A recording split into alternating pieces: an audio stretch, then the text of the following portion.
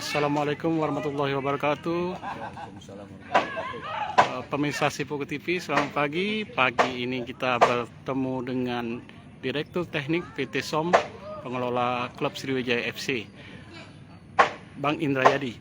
Selamat pagi Bang Indrayadi. Pagi. Iya Bang, ngomong-ngomong ini di lapangan softball PT Pusri Palembang ini udah ada latihan rutin apa Bang ini Bang? Ikut All Star nih Bang?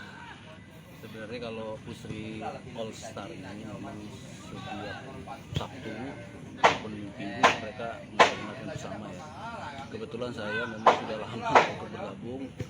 Ya hari ini juga banyak untuk mulai olahraga lah ya, jaga kebugaran ya.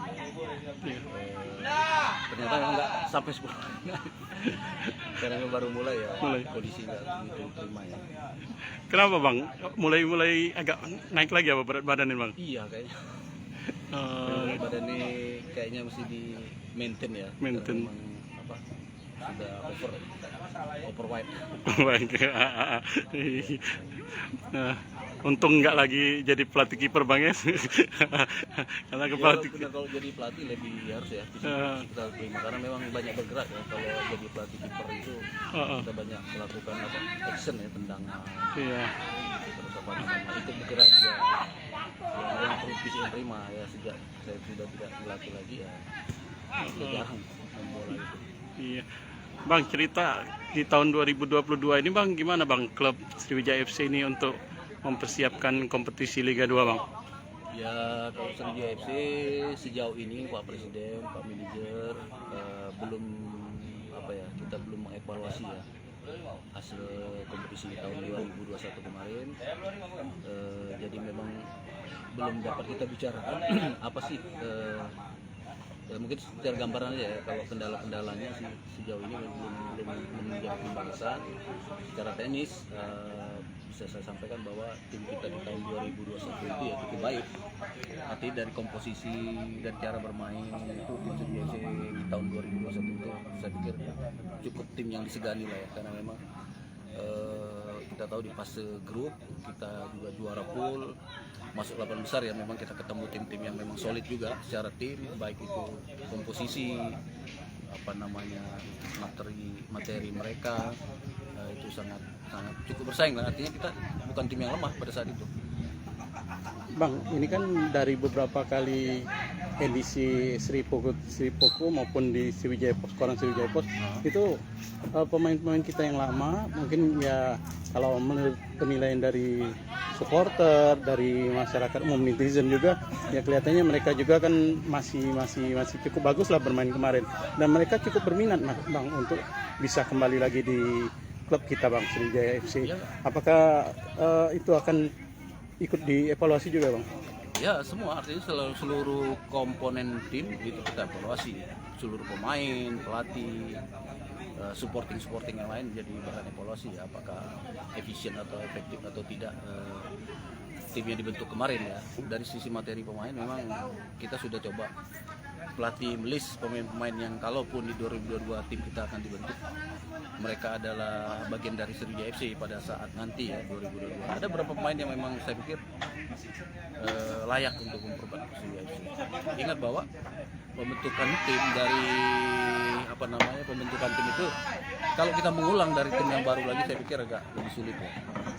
Ya seharusnya memang 70% sampai 80% bisa dipertahankan. Menurut saya ya, ada pemain muda dan pemain senior yang memang patut layak untuk dipertahankan. Apakah benar juga Bang, ini kalau penilaian juga ini yang patut untuk kita benar-benar pertajam itu yang menjadi itu nanti di lini depan itu Bang, dari evaluasi inilah masyarakat lah Bang ini Bang, sebelum evaluasi. Saya pikir memang salah satu titik lemah kita kemarin ya di lini depan memang ya, artinya agresivitas kita keseluruhan secara teknis bermain memang sudah baik sampai ke depan, tapi finishing kita memang agak kurang. Saya pikir itu memang orang awam bisa melihat ya, tidak perlu secara teknis kita membaca tim, tapi di lini depan memang agak kurang. Apakah kita juga ada lebih target Bang, karena mereka para pemain juga kan pengennya bang, kita kan kemarin kan udah berjuang keras bang. Tapi kita masih gagalnya mungkin di finishing bang ya, artinya di depan tadi.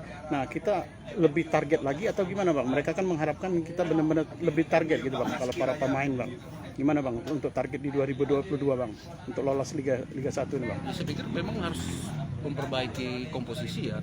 Kita harus menemukan seorang striker yang memang ya kalau kita bicara Gonzales ya, tipikal goal getter seperti Gonzales, Beto yang bisa membuat finishing ya.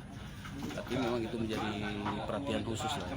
Kalau memang kita harus membentuk tim di tahun 2022. Komposisinya saya pikir kombinasi pemain muda dan senior seperti saat ini itu kombinasi yang baik. Tidak bisa kita mengandalkan hanya pemain muda aja yang minim pengalaman, saya pikir agak sulit. Kombinasi antara pemain senior dan junior yang muda, saya pikir itu menjadi pilihan yang tepat untuk di 2022. Kalau materi kita pemain bintang terus kategori senior itu juga akan sulit. Kalau dari dukungan finansial bagaimana bang? Ini untuk kebutuhan di 2022 untuk mencapai target itu tadi bang. Karena kan kita sudah berusaha ini untuk yang ketiga kalinya kan kita ingin bangkit ke Liga 1 bang. Dua kali. Dua, iya dua. Ya ini. Tapi jatuh di Liga 2 ada 3 musim. Iya 3 musim bang. Tapi kita berusaha untuk 2 kali. Ya saya pikir dukungan finansial itu memang bagian penting ya dalam pembentukan sebuah tim. Artinya kita tidak bicara pemain disuruh latihan, pelatih disuruh melatih, terus memaksimalkan potensi mereka ada, tapi tanpa dukungan finansial yang baik, saya pikir kalau bicara profesional ya memang sepak bola sudah memang dikelola secara profesional.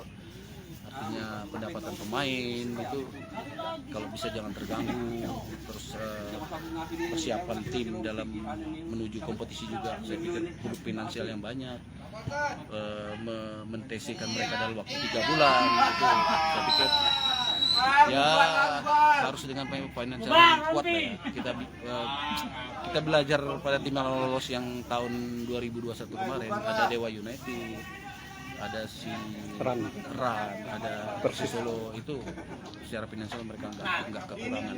Artinya jaminan kenyamanan bermain jaminan nyamannya pemain bermain itu disupport oleh mereka.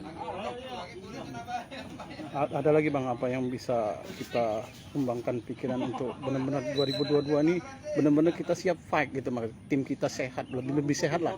Artinya kan gimana bang? Ya, saya pikir ya tugas dari manajemen ya untuk memberi rasa nyaman kepada pemain, memberi supporting yang maksimal dari sisi finansial tentu itu saya pikir keharusan lah ya. Saya pikir keharusan. Masa persiapan juga saya pikir itu menjadi tanda kutip hal yang penting untuk sebuah tim menuju ke kompetisi yang betul-betul cukup berat ya. Tahun 2021 cukup berat. Kita berkaca pada Liga 1 yang pemain tim 3 besar yang akan turun ya. Itu ada tim-tim besar yang mungkin akan turun dan itu bisa menjadi kendala buat kita juga nanti ke depan. Bang, kalau abang melihatnya sendiri bang, menanggapin bahwa kan udah mulai heboh nih dari bulan-bulan kemarin bahwa kita bakal diambil alih oleh manajemen baru yang dari orang apa? Ya, itu gimana bang untuk mengurus di Sriwijaya FC ini bang? Saya pikir baik.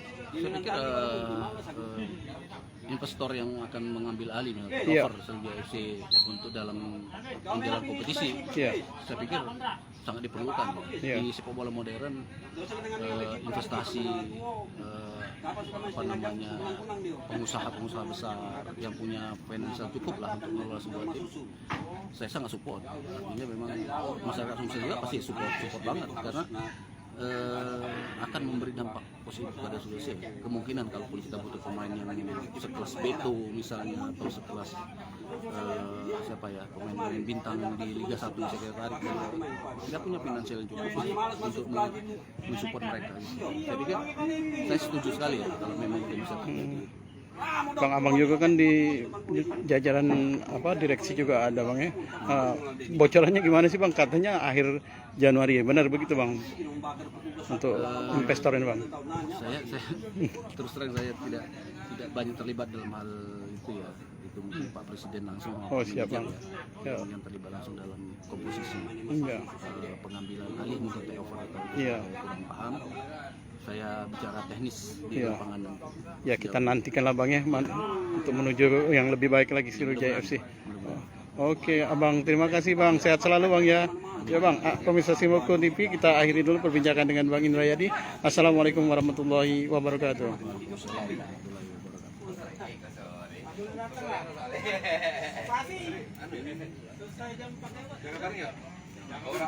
Hai pemirsa Sri Popo TV, jangan lupa komen, like, dan subscribe, serta tonton terus berita-berita terupdate lainnya ya.